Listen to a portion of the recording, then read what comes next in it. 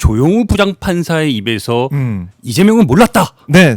그리고 성남시 수뇌부라는 표현이 동시에 맞아요. 나왔습니다. 들어가 있죠. 그러다 보니까 같은 판결문을 가지고 네. 소위 말해서 입맛대로 해석하는 경우가 있는 거예요. 근데 이 사건의 핵심은 네. 이 사건의 핵심은 과연 정말로 검찰에서 공소 사실대로 검찰에서 주장한 대로 이 대통령과의 그 연결고리가 이 판결문 속에서 대장동 그 본류 사건이라고 불리는 대장동 이 개발업자들의 비리 사건에서 네. 그 연결이 됐는지가 가장 핵심적인 거거든요. 근데 분명하고 명징한 사실은 조영호 부장판사가 네. 대장동 1심 판결문에 이재명은 몰랐다라는 그 문구를 확고하게 집어넣었다는 겁니다.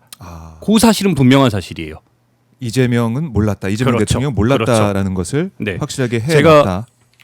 예. 판결문을 아예 오늘 좀 들고 왔는데 네, 여기 네. 이제 판결문인데 판결문. 판결문의 일부를 들고 왔습니다. 이 전체 판결문이 740페이지입니다. 그렇기 때문에 제가 이제 일부를 축소해가지고 이렇게 들고 그래요. 왔는데 깨알같이 지금 네. 인쇄를 했어요. 굉장히 예. 그래서 여기서 요거 하나만 좀 읽어드리겠습니다. 216페이지에 나오는 내용인데 216페이지 판결문. 이런 내용이 있습니다. 이걸 한번 우리 저희 네, 시청자 네, 여러분이 네. 한번 들어보시기 바랍니다. 이재명은 피고인 유동규 등이 민간업자들로부터 금품돼지 접대를 받은 사실을 제대로 알지 못하였던 것으로 보이는 바 피고인 유동규 등과 민간업자들의 유착관계가 어느 정도로 형성되는지 모르는 상태에서 비교적 자유롭게 수용 방식으로 결정할 수 있는 위치에 있었던 것으로 보인다라고 말했습니다. 여기서 이제 명징하게 제대로 민간업자들과 유동규 등의 금품 내지 접대를 받은 사실을 알지 못했다. 모르는 상태였다고 확실하게 얘기를 했고 유착관계를 모른다고 말했습니다. 이 상황에 대해서 이런 명징한 문구를 가지고 그렇네요. 왜 입맛대로 해석하는지 그 부분이 참 안타까운 지점이고 다만 왜 그런 해석이 나왔냐. 요것 때문에 그렇습니다. 부정적인 내용. 부정적인 내용이 있는 거예요. 그게 또 있어요. 그렇습니다. 네. 이재명, 정진상 등 성남시 수뇌부는 유동규로부터 남북, 정영학 등 민간업자들이 환지 방식으로 진행하면서 자신들이 대장동 개발 사업 시행자가 되기를 원한다는 사실과 김만배, 남욱, 정영학 등 민간업자들이 이재명 시장 재선을 도와준 사례 등을 모두 보고받아 알고 있었던 것으로 보인다라고 말했습니다. 언뜻 들으면은 두 가지가 어떻게 상충되는 것처럼 보이고 그렇죠. 긍정적, 부정적 내용 이게 이제 다 들어가 있어가지고 그렇죠. 헷갈릴 수가 있는데 그렇죠. 그럼 이건 좀 어떻게 그럼 평가를 해야 됩니까? 근데 예. 우리 앵커께서도 아시겠지만 네. 이 사건의 피고인은 이재명 대통령도 정진상 전 실장도 김용 전 부원장도 아닙니다. 이 그렇죠. 사건의 피고인은 네. 김만배 화천대유 대주주 그다음에 유동규 전 유동규. 성남도시개발공사 본부장 네. 그리고 남욱 변호사 그다음에 정민용 변호사 정영학 회계사입니다. 이들 5명이 핵심 피고인으로서 이 사건의 본류 사건의 당사자들인 거예요. 네. 근데 왜 자꾸 이재명과 정진상과 김용을 성남시 수뇌부로 묶어가지고 이걸 왜 자꾸 평가하려고 하냐. 이 사건에 대한 실질적이고 단호한 평가는 선고는 예. 5명에 대해서요. 그래서 실질적으로 이 5명에 대해서 어떻게 결론을 내렸냐. 예. 김만배 징역 8년 추징금 428억 그리고 유동규 징역 8년에 벌금 4억에 추징금 8억 1천만 원 그렇죠. 남욱 징역 4년 예. 정영학 징역 5년 정민용 징역 6년에 벌금 38억에 추징금 37억 2,200만 원입니다.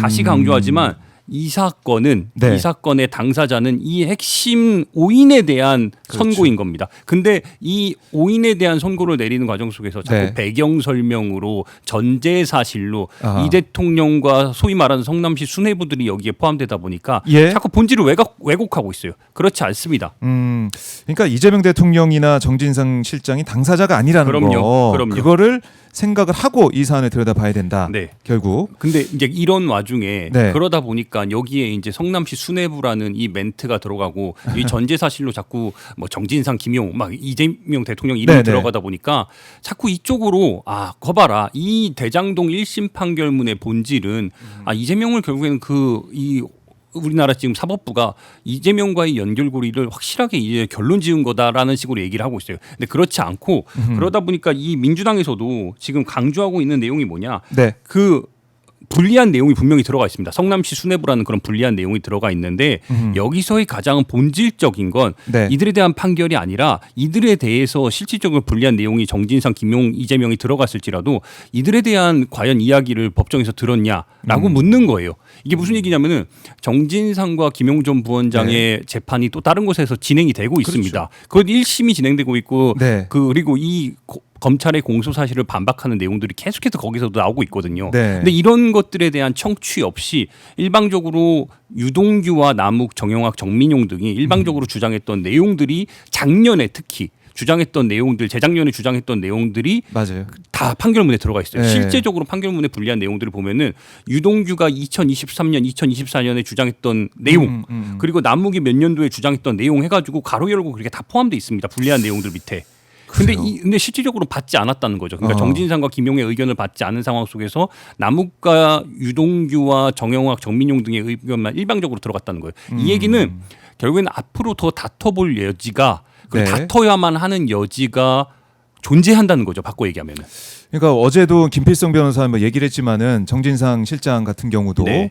뭐 안 나갔다는 거 아닙니까? 그렇습니다. 그러니까 아예 이제 증언 내용이 없다 그렇습니다. 이건데 그걸 만약 어떻게 보면은 나가서 다툰 내용이 있다 그러면은 모르겠지만 그것도 안 된 상황에서 일방적으로 얘기한 이 부분들 가지고 성남시 수뇌부라는 그거 엮어가지고 가는 건 말도 안 된다. 그럼요. 이제 네. 우리가 본류 사건이 이게 사건 번호가 201 고합 970입니다. 그러니까 네.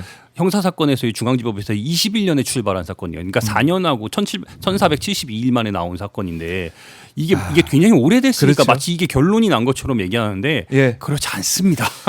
진짜 오래 걸리고 있습니다.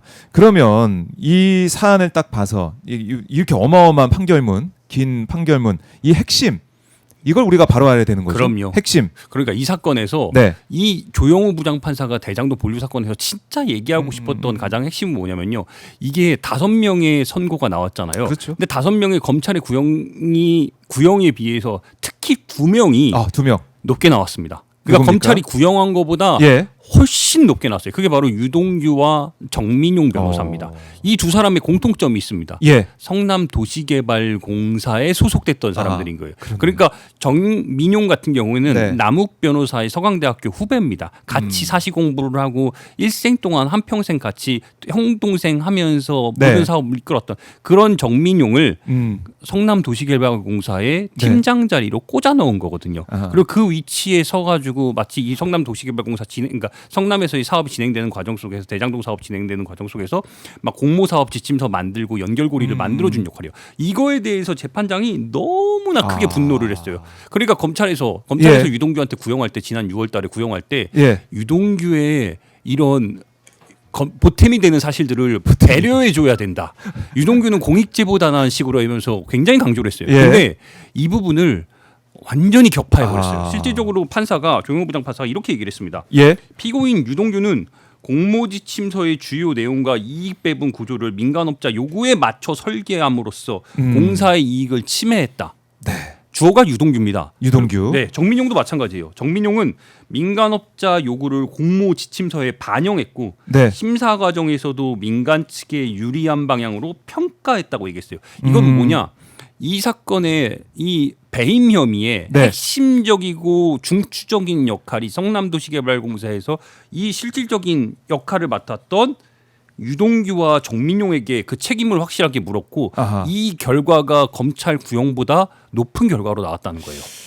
그러면 재판부가 이걸 들여다보면서 저는 그런 의심도 해요. 이게 검찰이 좀 이제 봐주려고 유동규 뭐 등등해서 이재명 대통령을 겨냥한 뭐 어떻게 보면 많이 다른 매체를 통해서 보도가 된 그런 내용들 그 엮어가려는 거기에 좀 도움을 줘서 그럼요. 검찰이 좀 약하게 나가려는 같았는데 재판부가 무슨 소리야? 그럼요. 핵심이 이 두 사람인데 이렇게 꾸짖은 셈이 됐네. 그럼요. 그걸 확고하게 보여줬습니다. 그리고 본인들조차도 좀 기대를 한 부분이 있었어요. 왜냐하면 제가 그 네. 재판정에서 가장 놀란 부분이 5명이 이렇게 다 뭐랄까 유죄가 나올 건 다 우리가 예상을 하고 네. 있었습니다. 실질적으로 돈 거래가 있었고 막 유죄가 나올 건 다 예상을 했는데 그럼에도 불구하고 가장 무너진 표정을 보였던 2명이 바로 정민용과 유동규였어요. 유동규 네. 두 사람. 네, 자기들이 기대했고 자기들이 예상한 것보다 너무나 세게 그리고 그렇죠. 명징하게 예. 발언과 판결문이 나왔거든요.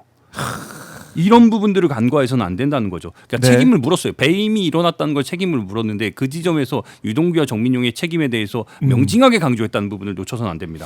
그래요. 이거 중요한 부분입니다. 네. 이걸 우리가 잊지 말아야 되고, 이렇게 되다 보면 앞으로 뭐 항소심도 봐야겠지만은 다 이제 항고를 했으니까 봐야겠지만은 재판부가 이걸 계속해서 어떻게 보면 연속성상에서 보지 않을까라는 기대를 해보고